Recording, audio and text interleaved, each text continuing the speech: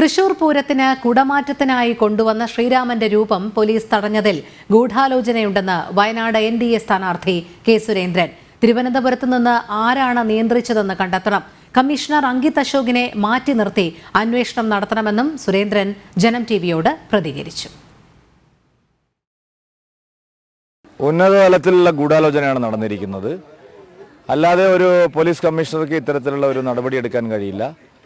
വളരെ ആസൂത്രിതമായ ഗൂഢാലോചന ഇത്തവണത്തെ തൃശൂർ പൂരം അലങ്കോലമാക്കാൻ സർക്കാർ തന്നെ നടത്തി എന്നുള്ളതാണ് സത്യം. ശ്രീരാമസ്വാമിയുടെ ചിത്രം ഒരു ക്ഷേത്രത്തിൽ തടയാന്ന് പറഞ്ഞാൽ എന്താണ് അതിൽ പരമുള്ളത്? ഒരു ദേവാലയത്തിൽ, ഹിന്ദു ദേവാലയത്തിൽ ഭഗവാൻ ശ്രീരാമചന്ദ്രൻ്റെ ചിത്രം തടയുന്നു. ശ്രീരാമചന്ദ്രനും ശ്രീകൃഷ്ണ ഭഗവാനും ഒക്കെയാണ് ഇവിടുത്തെ ക്ഷേത്രങ്ങളിലെ പ്രതിഷ്ഠകൾ. അതിനെ തടഞ്ഞിരിക്കുന്നു എന്ന് പറഞ്ഞൊരു നിസ്സാര കാര്യമല്ല.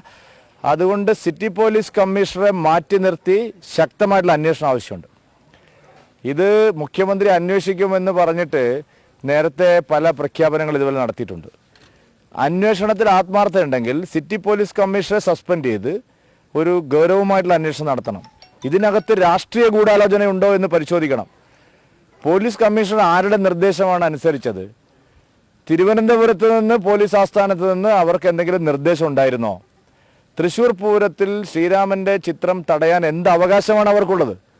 ശ്രീരാമചന്ദ്രൻ ഈ നാട്ടിലെ ഹിന്ദു സമൂഹത്തിൻ്റെ ഏറ്റവും പ്രധാനപ്പെട്ട ദൈവമാണ്.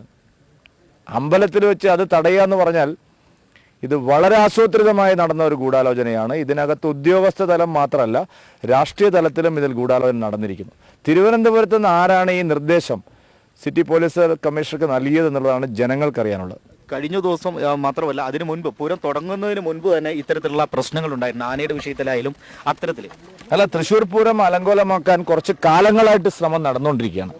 കാരണം അത് കേരളത്തിൻ്റെ ഒരു ഐക്കണായി ലോകത്തിന് മുമ്പിൽ തൃശ്ശൂർ പൂരം, ഇപ്പം കേരളം എന്ന് പറയുമ്പോൾ വേൾഡ് മുഴുവൻ പൂരത്തിൻ്റെ ദൃശ്യങ്ങളാണ് കാണുന്നത്. അങ്ങനെയുള്ള അപൂർവം ദൃശ്യങ്ങളെ നമുക്കുള്ളൂ, ഓണം, പൂരം. അപ്പോൾ അതിനെ ഇല്ലാതാക്കാൻ വലിയൊരു ഗൂഢാലോചന നടക്കുന്നുണ്ട്. ഈ കമ്മ്യൂണിസ്റ്റ് സർക്കാർ എല്ലാ സാംസ്കാരിക മാനദണ്ഡങ്ങളെയും തേച്ചുമാറ്റി കളയാണ്. അത് പിന്നെ പ്രത്യേകിച്ച് ടൂറിസം മന്ത്രി അറിയാലോ, ഉദ്ദേശം വളരെ വ്യക്തമാണ്. രാഷ്ട്രീയ ഗൂഢാലോചനയുണ്ട്, കുറച്ചൊക്കെയുള്ള ചിന്താഗതിയുടെ പ്രശ്നമുണ്ട്. റിയാസ് ഇതിനെയൊക്കെ ഒരു പ്രത്യേക രീതിയിലേക്ക് പോകണം. ടൂറിസത്തിൽ തന്നെ പല കാര്യങ്ങൾ, പത്മനാഭസ്വാമി ക്ഷേത്രത്തിൻ്റെ, അതുപോലെ തന്നെ ഗുരുവായൂരിൻ്റെ, നമ്മുടെ തൃശ്ശൂർ പൂരത്തിൻ്റെ, ഇതിൻ്റെയൊക്കെ നമ്മുടെ മലയാളത്തിൻ്റെ ഒരു ഐക്കോണാണ്. ആ മലയാളത്തിൻ്റെ സാംസ്കാരിക മാനദണ്ഡങ്ങളെയും മാനബിന്ദുക്കളെയും തേച്ചുമാറ്റി കളയാൻ നല്ല ശ്രമമായി തുടങ്ങിയിട്ടുണ്ട്. അതാ ഞാൻ പറഞ്ഞത്, തിരുവനന്തപുരത്ത് നിന്ന് ആരുടെ നിർദ്ദേശമാണ് വന്നതെന്നത് അന്വേഷിക്കണം.